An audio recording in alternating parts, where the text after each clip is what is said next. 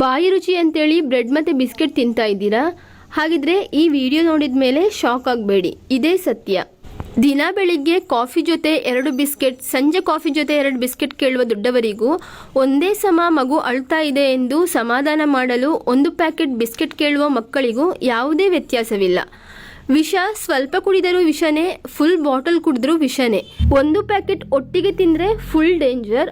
ಅದೇ ದಿನಕ್ಕೆ 2 ರಿಂದ 4 ಬಿಸ್ಕೆಟ್ ಎಂದು ಲೆಕ್ಕ ಮಾಡಿ ತಿನ್ನುವವರಿಗೆ ಇದು ಸ್ಲೋ ಪಾಯ್ಸನ್. ಮಾರ್ಕೆಟ್ನಲ್ಲಿ ವೆರೈಟಿ ಬಿಸ್ಕೆಟ್ಗಳು ಇದೆ ನಿಜ.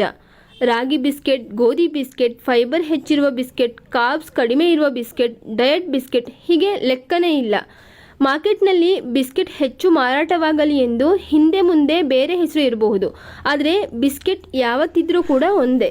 ಹಾಗಿದ್ರೆ ಈ ಬಿಸ್ಕೆಟ್ನಲ್ಲಿ ಏನಿರ್ತದೆ? ಅಮ್ಮ ಹೊಟ್ಟೆ ಹಸಿವಾಗ್ತಾ ಇದೆ ಎಂದು ಮಕ್ಕಳು ಬಂದರೆ ಅವರಿಗೆ 2 ಬಿಸ್ಕೆಟನ್ನು ಕೊಟ್ಟು ಕಳಿಸ್ತಾರೆ.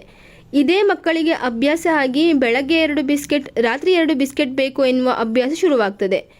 ಚಾಕ್ಲೇಟ್ ಕೆಟ್ಟದು ಅಂತೇಳಿ ಎಲ್ಲರಿಗೂ ಗೊತ್ತಿದೆ, ಆದರೆ ಬಿಸ್ಕೆಟ್ ಮಾಡಿರುವುದು ಅದಕ್ಕಿಂತ ಡೇಂಜರ್ ಆಗಿರುವ 3 ಪದಾರ್ಥಗಳಲ್ಲಿ. ಅದು ಮೈದಾ, ಸಕ್ಕರೆ ಮತ್ತು ಪಾಮ್ ಎಣ್ಣೆ.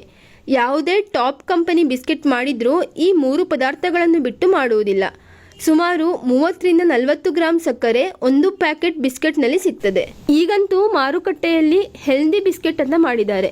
ಅದರಲ್ಲಿ ಸಣ್ಣ ಪರ್ಸೆಂಟ್ ಅಷ್ಟೇ ಫೈಬರ್ ಇರ್ತದೆ. ಬಿಸ್ಕೆಟ್ ಯಾವತ್ತಿದ್ರೂ ಕೂಡ ಸ್ಲೋ ಪಾಯ್ಸನ್. ಹಾಗಾಗಿ ಯಾವ ಬಿಸ್ಕೆಟ್ಗಳನ್ನು ಕೂಡ ಬಳಸಬೇಡಿ.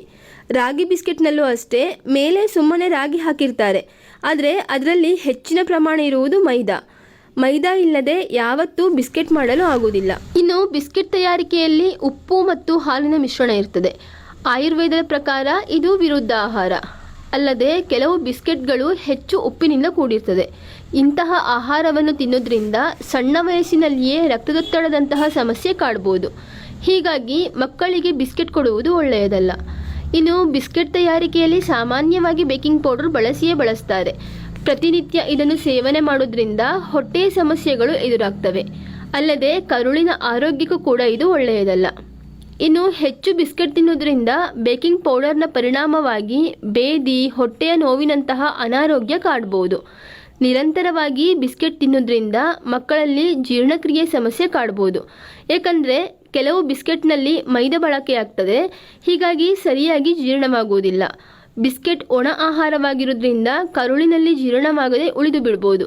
ಇದರಿಂದ ಹೊಟ್ಟೆ ನೋವು, ಮಲಬದ್ಧತೆ ಸಮಸ್ಯೆ ಕಾಡ್ತದೆ. ಅನೇಕ ಮಕ್ಕಳಲ್ಲಿ ಮಲವಿಸರ್ಜನೆ ಸರಿಯಾಗಿ ಆಗದೇ ಇರುವುದಕ್ಕೆ ಪದೇ ಪದೇ ಬಿಸ್ಕೆಟ್ ತಿನ್ನುವುದೇ ಆಗಿರ್ತದೆ. ಇದರಿಂದ ಹೊಟ್ಟೆ ಉಬ್ಬರ, ಗ್ಯಾಸ್ಟ್ರಿಕ್ನಂತಹ ಸಮಸ್ಯೆಗಳು ಕಾಡಬಹುದು. ಹೀಗಾಗಿ ಬಿಸ್ಕೆಟ್ನಿಂದ ಮಕ್ಕಳನ್ನು ಆದಷ್ಟು ದೂರವಿಡುವುದು ಒಳ್ಳೆಯದು. ಅತಿಯಾದರೆ ಅಮೃತವೂ ವಿಷ ಎನ್ನುವ ಹಾಗೆ ಮಕ್ಕಳಾಗಲಿ ದೊಡ್ಡವರಾಗಲಿ ಬಿಸ್ಕೆಟನ್ನು ಅತಿಯಾಗಿ ತಿನ್ನದೆ, ತಿನ್ನಬೇಕು ಅನಿಸುವಾಗ ಅಪರೂಪಕ್ಕೆ ಒಮ್ಮೆ ತಿಂದರೆ ಏನೂ ಆಗುವುದಿಲ್ಲ.